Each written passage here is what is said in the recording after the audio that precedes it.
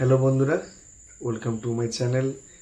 আর কয়েকদিন পরে ৩রা মার্চ থেকে তোমাদের এইচএস এক্সাম শুরু হয়ে যাচ্ছে, তাই পরিবেশ বিদ্যার লাস্ট মিনিট সাজেশনে চলে এলাম। তোমরা বিনা দ্বিধায় এই প্রশ্নগুলো তোমরা প্রিপারেশন করে নাও। অবশ্যই যে কোনো ক্যাটাগরির ছেলেমেয়েরা বা ছাত্রছাত্রীরা তোমরা কিন্তু ভালো মার্কস কিন্তু ক্যারি করবে। যদি ভালো লেগে থাকে অবশ্যই লাইক কমেন্ট শেয়ার করতে ভুলবে না।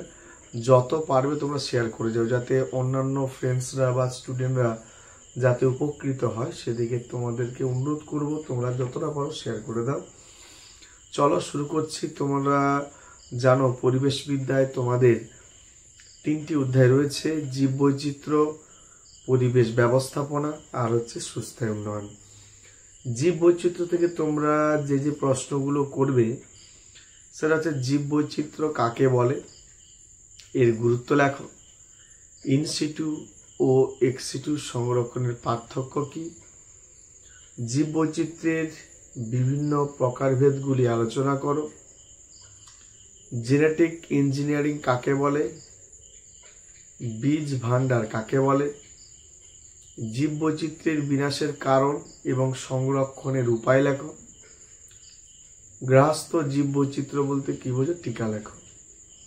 নেক্সট, পরিবেশ ব্যবস্থাপনা থেকে যে প্রশ্নগুলো তোমরা প্রিপারেশন নেবে: পরিবেশ সুরক্ষা আইন টিকা, ভারতবর্ষে পরিবেশ সুরক্ষা আইনের প্রয়োজনীয় প্রধান পদক্ষেপগুলি আলোচনা করো। দ্বিতীয় প্রশ্ন, পরিবেশ ব্যবস্থাপনার সাথে অর্থনৈতিক উন্নয়নের সম্পর্ক আলোচনা করো।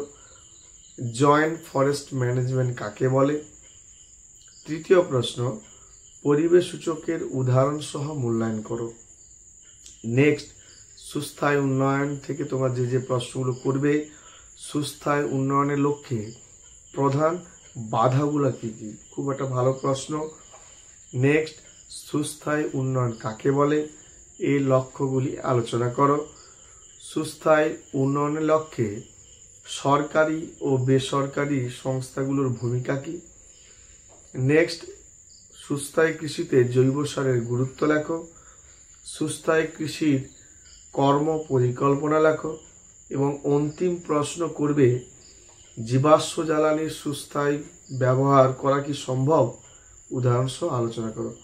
যে প্রশ্নগুলো করলাম তোমরা এই প্রশ্নগুলো একটু দেখে নাও, দেখবে তোমরা কিন্তু আমার আত্মবিশ্বাস প্রায় কমন পেয়ে যাবে। যদি ভালো লেগে থাকে নিউ সাবস্ক্রাইবার প্লিজ সাবস্ক্রাইব করে দিও, এবং যারা দেখছো ভিডিওটিকে কিন্তু যতটা সম্ভব শেয়ার করে দাও। আজ এই পর্যন্ত। পরের ভিডিও নিয়ে অবশ্যই তোমাদের সামনে চলে আসব। আমাকে লাইক কমেন্ট শেয়ারের মাধ্যমে অবশ্যই তোমরা উৎসাহিত করবে, যাতে তোমাদের জন্য আরও ভিডিও বানাতে পারি।